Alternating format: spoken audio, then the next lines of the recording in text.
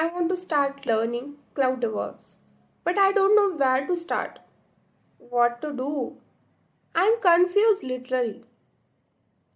This question I am listening every single day from many job seekers.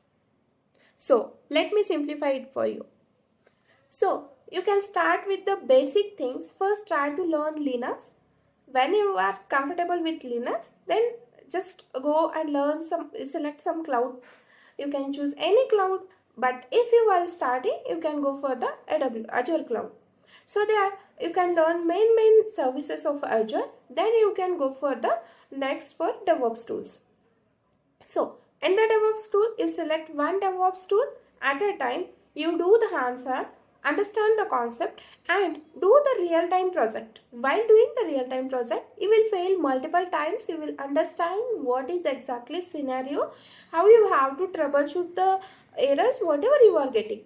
So that will help you in the interview to crack the scenario based questions, to crack the troubleshooting related questions. This is the way you have to learn the things. First you learn Docker, then go for the Kubernetes, then go for the Terraform, then go for the Ansible, then go for the manual CI/CD, then go for the automation CI/CD. Like this, one by one tool you have to learn.